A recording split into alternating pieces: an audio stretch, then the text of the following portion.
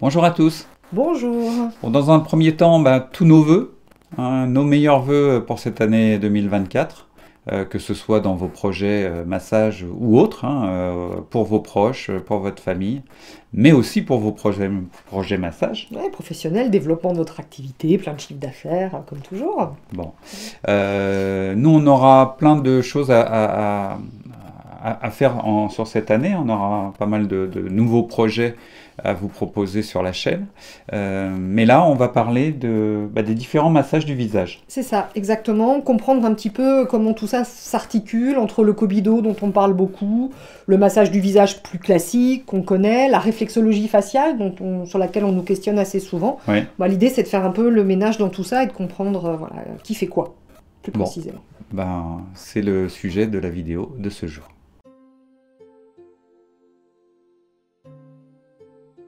Oui, alors ce massage du visage... ces différents massages du visage. Ces différents massages du visage, dont le plus ancien, on pense effectivement, est ce fameux Kobido, oui. Qui doit être un peu à l'origine, très certainement, d'autres massages qui sont venus après, avec aussi la réflexologie faciale qui est encore autre chose. Donc l'idée, voilà, c'est de comprendre un peu comment tout ça s'organise, et on va commencer par le Kobido, puisqu'en tout cas c'est lui dont on trouve les traces les plus anciennes.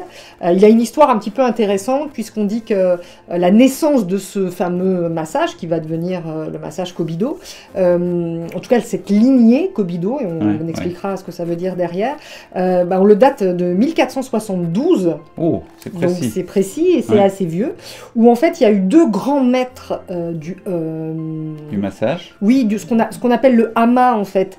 Tu vois, par exemple en massage assis, on a le hama assis, donc qui sont ces techniques énergétiques où on vient stimuler les méridiens. C'est une percussion. C'est ça, essentiellement des percussions, qui sont venus s'affronter.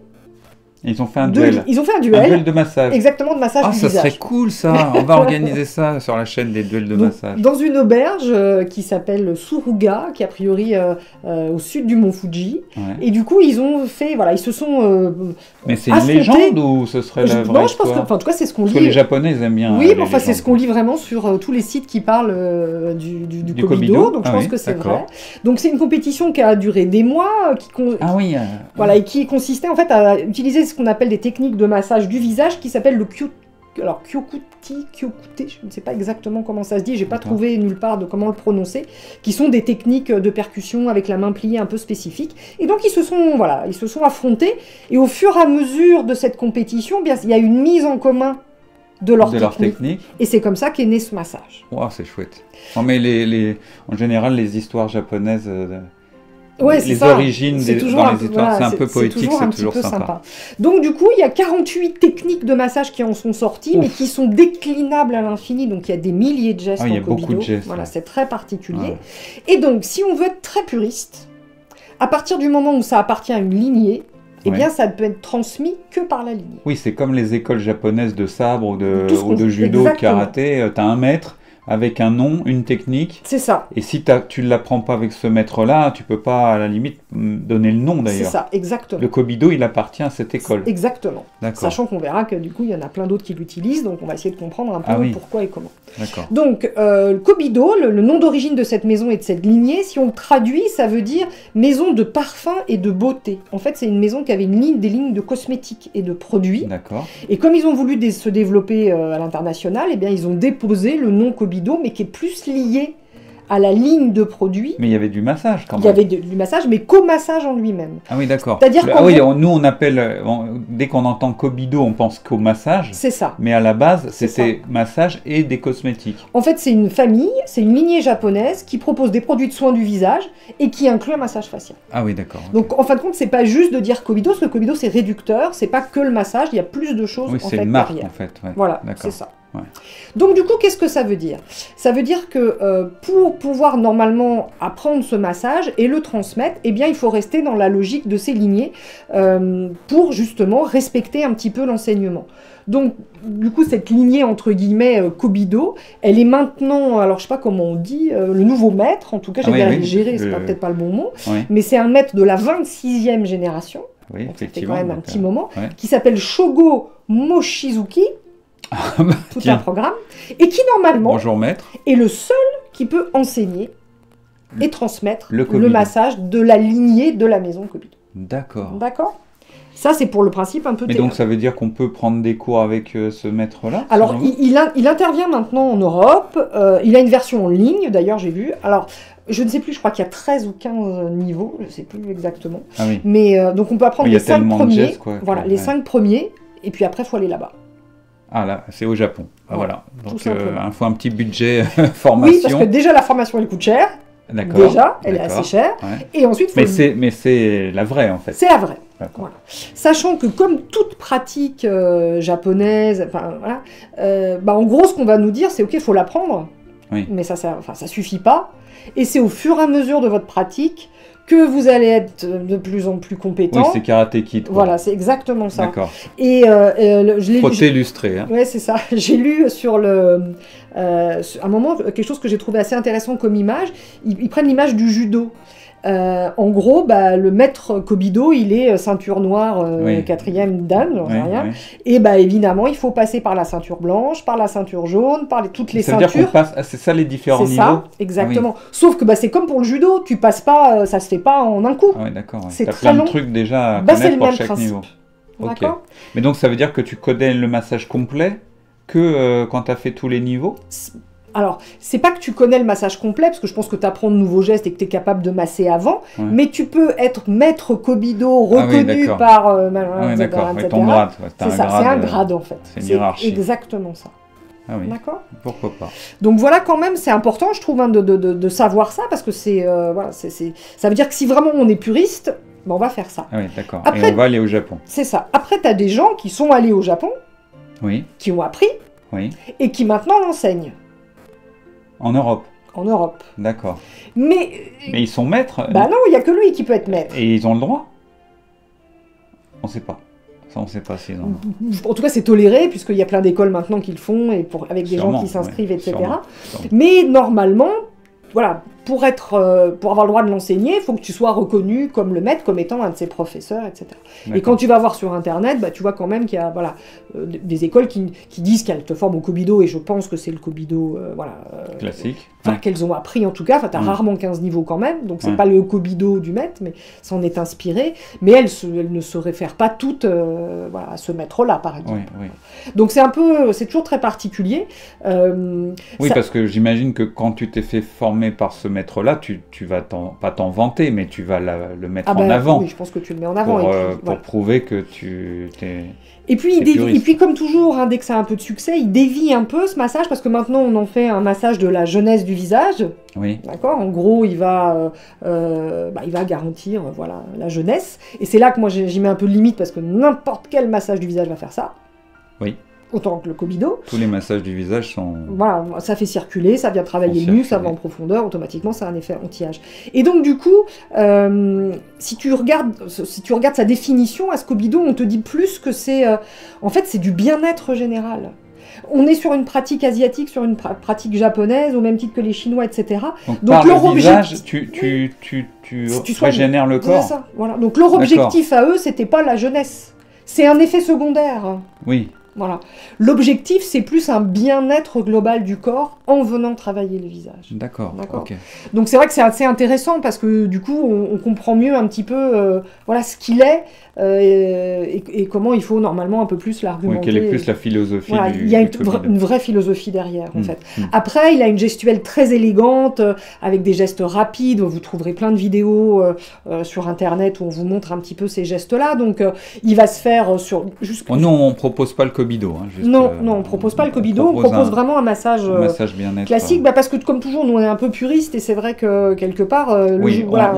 tant qu'on ne l'aura pas appris au Japon, on n'enseignera pas. C'est un peu ça. Enfin, non, c'est peut-être pas jusqu'à ce point-là quand même, mais ce que je veux dire, c'est que c'est vrai que ça serait sympa en même temps. Oui, ça serait très sympa. Enfin, on aller au Japon à prendre le Kobido. On aura peut-être 75 ans à ce moment-là, si tu veux, si on suit si vous voulez nous aider financièrement à faire cette formation, voilà, vous nous contactez, il n'y a pas de souci. Exactement.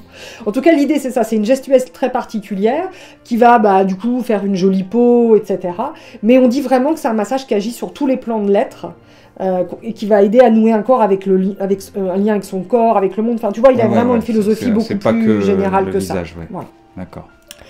Du coup, quand même, je vais revenir un peu sur les effets un peu spécifiques. C'est qu'après, tous les massages du visage vont avoir le même effet, dans le sens où ils vont renforcer la vitalité de la peau, harmoniser l'état de la peau, équilibrer l'énergie vitale, permettre la relaxation, faire circuler le sang, redessiner les contours du visage, éliminer les toxines, lutter contre les rides. Ça, donc ça c'est général. C'est un super en fait. massage, le massage du visage. Voilà, de toute façon, voilà, il faut savoir qu'un massage du visage va avoir cet effet-là. C'est pour ça que je le dis souvent, moi, en tout cas quand on m'appelle et puis qu'on me dit « Est-ce que vous faites le massage Kobido ?» Je dis « Bah non ». J'essaye d'expliquer pourquoi, parce qu'on trouve quand même par contre du Kobido qui est mal enseigné, parce que dès que c'est à la mode... mal enseigné et mal proposé. C'est ça, on trouve des Kobido sérieux où on sent que ça a été transmis par des gens qui maîtrisaient le Kobido, et puis il y en a qui, c'est massage du visage, je vais pas m'embêter, je vais dire que c'est Kobido en fait. Et là du coup, c'est pas du tout la même chose. Voilà, là ça par contre, c'est un peu malhonnête en fait. Donc ce qu'il faut savoir, c'est que tous les massages du visage vont avoir cet effet-là. Donc moi quand on me dit est-ce que vous faites le Kobido, je dis non.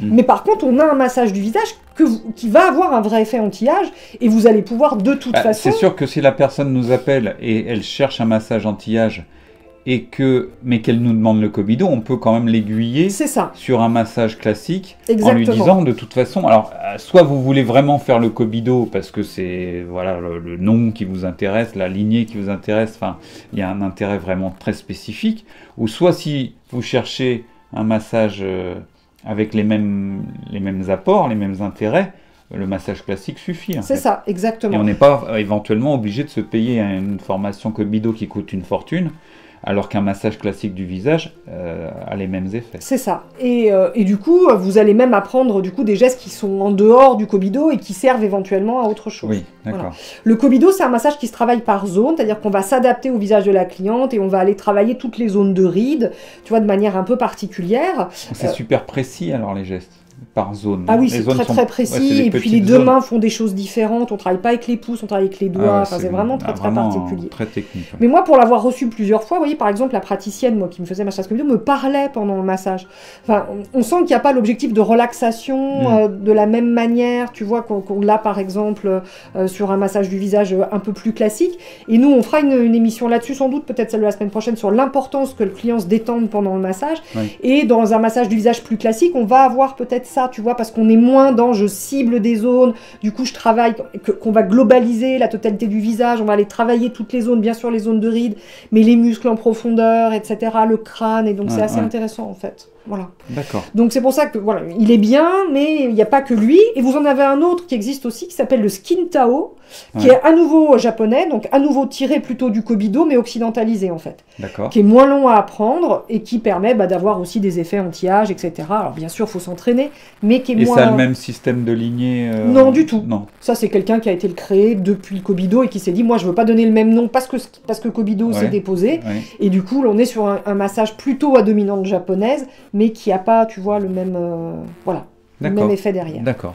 Donc ça, c'est pour les massages classiques. L'intérêt toujours quand même de maîtriser un massage du visage, quel qu'il soit, si vous avez des protocoles de massage à l'huile, c'est que ça vous permet de rajouter de la durée de massage. Oui. Et quand vous maîtrisez un massage d'une heure, du coup, vous pouvez mettre... T'arrives en fin de massage, t'aperçois que t'as été un peu vite. Il reste du temps. Il te reste du temps pour rattraper avec du visage. Exactement. Ouais. Donc ça, c'est toujours intéressant, même si le massage du visage en lui-même, il est intéressant parce qu'il est adaptable aux femmes enceintes et vous avez des gens qui adorent recevoir que le massage du visage. Les personnes âgées aussi. Oui, tout à fait. Ouais. Mais il nous permet de rajouter de la durée dans tous les massages. Donc ça, c'est intéressant aussi en fait et de varier un peu. Ça, c'est une bonne astuce, vous voyez. C'est le genre d'astuce qu'on aime vous donner. Ça vous permet de vous rattraper sur le temps de massage. C'est ça. C'est une bonne idée. Après, tous ces massages du visage, ils ne vont pas agir sur les méridiens. D'accord ? Ce n'est pas leur objectif, donc on n'est pas sur les techniques réflexes. Oui. D'accord ? Les techniques réflexes, la principale quand même, c'est la réflexologie plantaire chinoise. Où là, on va venir travailler les méridiens, sur les zones de méridiens, pour harmoniser les méridiens. Et dans le but d'une thérapie. C'est ça, c'est thérapeutique. Donc il faut savoir que bien sûr... Donc là, c'est 2 ans, 3 ans d'études. C'est pas la réflexotaille que l'on propose nous. Qui est juste un massage du pied. Certes, on monte jusqu'au genou, mais ça reste un massage bien net. C'est un massage harmonisant, mais on ne vient pas faire du thérapeutique. Les spécialistes en médecine traditionnelle chinoise, ils vont faire une anamnèse pour savoir les soucis de santé, et ils vont travailler des protocoles. pour travailler en fonction du souci de santé, les organes, les zones de méridien en fonction des soucis de santé. Donc ces massages du visage un peu classiques, ils vont pas suivre les méridiens, donc c'est pas des techniques réflexes, c'est pas de la réflexologie faciale, même si bien sûr on va les toucher les méridiens, mais on n'a pas une volonté derrière de faire quelque chose. C'est de la connaissance c'est ça. Nécessaire. Exactement. Donc ça on le met à part. Ensuite, quand du coup j'ai recherché un peu, parce qu'on nous parle souvent de la réflexologie faciale, donc ça m'intéressait un peu. Alors c'est assez intéressant ce que j'ai trouvé, parce que c'est vietnamien le monsieur. On a eu une personne cette semaine qui a appelé justement, du coup, qui cherchait de la réflexologie faciale. Oui, et je crois que je lui ai dit une petite bêtise en fait. Quand je lui ai dit une bêtise. Je lui ai parlé beaucoup de la médecine traditionnelle chinoise. Moi, dès qu'on me dit réflexologie, c'est vrai que j'ai un peu toujours le réflexe d'aller là-dessus, parce que je trouve qu'il est important de bien se former à cette réflexologie et de pas faire n'importe quoi. Quand je vois des écoles, pas annoncer qu'on est réflexologue. On va pas aller faire des protocoles en disant le foie, j'ai envie d'agir sur le foie, en faisant un truc particulier alors qu'on sait pas les maladies de foie, ce qu'il faut faire, ce qu'il faut activer. Nous, on est plutôt prudent. Donc je suis toujours un peu agacée, je suis désolée, mais quand on me demande de se former rapidement à des techniques réflexes comme ça, où c'est toujours un apprentissage assez long, il faut connaître le corps, l'anatomie, les pathologies, etc., etc. Donc du coup, cette réflexologie faciale, je comprends mieux pourquoi on m'a posé la question maintenant. Si la dame nous écoute, n'hésitez pas à mettre un petit commentaire. Ça s'appelle le Dien Shan. Ça a été créé par un médecin asiatique, mais vietnamien au départ, dans les années 80, donc c'est assez récent. C'est pas très vieux. C'est pas les duels au Japon, là. Non, c'est pas les duels au Japon. Donc, professeur Bui, j'ai l'anti-sèche, Kwok Cho, je sais pas du tout comment ça se dit, je suis désolée si je ne dis pas bien le nom, ce sont pas des noms qui sont faciles à prononcer, donc qui est vietnamien, et qui du coup, alors lui a fait plein d'études, c'est vraiment sa pratique, c'est lui qui a inventé ça, et ce qui est intéressant, c'est qu'il l'a travaillé en technique réflexe, il a plein d'outils, donc au début, ça s'appelait le Dien Sham, parce que Sham, ça veut dire aiguille. Donc lui, il a étudié tous les points... Il a créé ses points, c'est même plus que ça. Il a créé ses points sur le visage. C'est ça. Et en fait, il appelait ça Dien Sham au départ, parce qu'il utilisait des aiguilles. Et Sham, ça veut dire aiguille. Donc c'est de l'acupuncture. C'était de l'acupuncture. Et il s'est rendu compte qu'en Occident, on ne faisait pas d'acupuncture, et il a créé plein d'outils maintenant, des trucs à picot, des trucs à boules, des machins, etc., pour faire cette réflexologie-là. Donc ça ne doit pas détendre. C'est un sculpteur de visage. C'est un peu costaud. Et du coup, c'est devenu Dien Shan. Donc ce fameux Dien Shan est un travail en fait qui vient soulager la douleur. D'accord. C'est son objectif. Donc c'est des points très spécifiques qui ont été créés par... Toujours thérapeutique donc. Oui, thérapeutique, mais ça agit pas sur les méridiens, parce que le principe de la réflexologie, c'est qu'on est sur le passage du méridien, et ça va faire circuler l'énergie, etc., aller vers l'organe. Lui, en fait, il est parti du principe que les points étaient près du cerveau, et c'est en envoyant l'information par la stimulation vers le cerveau que ça va agir sur le corps. D'accord. C'est ça le principe. Ok, donc une fois qu'on a compris ça, on a compris comment ça marche. D'accord. Donc c'est vraiment une autre technique. C'est ça. Donc, et même une autre philosophie. C'est une autre approche qui est d'ailleurs vietnamienne, propre à ce professeur, qui l'enseigne aujourd'hui. C'est ses fils qui ont repris l'école. Donc ça se transmet, ça se fait dans beaucoup de pays. C'est assez connu. C'est fait dans beaucoup de pays parce que il intervient beaucoup bénévolement dans les centres de douleur, il a fait beaucoup d'interventions. Il a voulu faire plein de cas pour montrer que ça fonctionnait en fait. Tu vois. Donc ils interviennent vraiment de plein de manières différentes, il y a une belle philosophie derrière, et on voit qu'il y a un vrai résultat sur le traitement de la douleur. Ça soulage en fait la douleur, donc c'est surtout à ça que ça sert et que ça fonctionne. D'accord, mais du coup, à partir du moment où c'est thérapeutique, les kinés apprennent ça? Alors, il y a des kinés qu'on voit sur l'école. Qui ont une option, c'est ça. C'est-à-dire que ça peut être ouvert, j'en sais rien, aux infirmiers, aux kinés, aux médecins, c'est un peu ouvert à tout le monde. Alors après, il y a des gens qui viennent faire ça, on le voit avec des naturopathes, par exemple, on voit des gens qui viennent compléter, c'est une spécialisation. Compléter des compétences. On est toujours, c'est toujours très particulier, parce que la médecine chinoise, elle est autorisée en France, mais en même temps, tout le monde ne peut pas faire non plus. Donc, il faut faire attention dès qu'on est sur du thérapeutique, mais en tout cas, c'est cette technique-là qui est utilisée et qui, on dit, va soulager dès la première séance. C'est reconnu comme assez efficace, donc je comprends qu'il y ait des gens qui aient envie de l'apprendre. Et du coup, on n'a pas besoin de passer par une école de médecine traditionnelle chinoise. En fait, il faut directement apprendre la technique. Alors, de ce professeur-là, il ne faut pas aller apprendre n'importe quoi non plus, mais lui, il forme, dans sa lignée, on va dire aussi, mais c'est pas une lignée, là, tu vois, c'est des gens qui l'a formé. Il fait régulièrement des travaux en clinique et tout, ça évolue en permanence, mais si tu apprends ça, c'est l'objectif étant vraiment un traitement de la douleur. Donc ça s'appelle de la réflexologie parce que c'est des points qui viennent donner une info, mais on est loin de ce qui se passe par rapport à la réflexologie chinoise, par exemple. D'accord, super. Voilà, c'est clair. Pour un petit peu ce qui se fait sur le visage aujourd'hui. D'accord, et on ne parle pas du massage tel qu'on le propose nous? Le massage, c'est ce que je disais tout à l'heure. Parce que nous, c'est quoi? C'est un mélange de différentes techniques de massage? Alors, c'est pas réflexe non plus, ça ne joue pas sur les méridiens.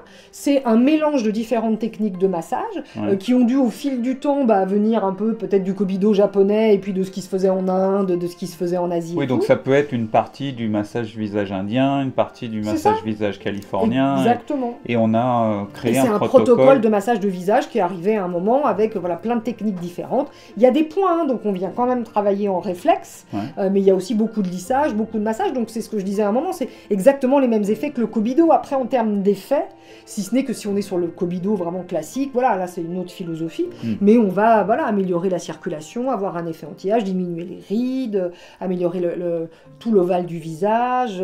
Et donc ça, le terme, c'est quoi? Massage du visage? C'est massage du visage. Massage bien-être du visage. On peut dire anti-âge si on veut, mais anti-âge, à partir du moment où on fait circuler le sang, où on vient solliciter le muscle, où on draine, on fait circuler, on élimine les toxines, c'est anti-âge. D'accord. Okay. Donc on peut dire massage anti-âge si on veut, mais massage du visage. C'est une très jolie technique qui vient bien en complément, moi je trouve. Donc on pourrait dire que quelle que soit la technique de massage du visage, à partir du moment où on masse le visage, il y a un effet anti-âge. Tout à fait. D'accord. Exactement.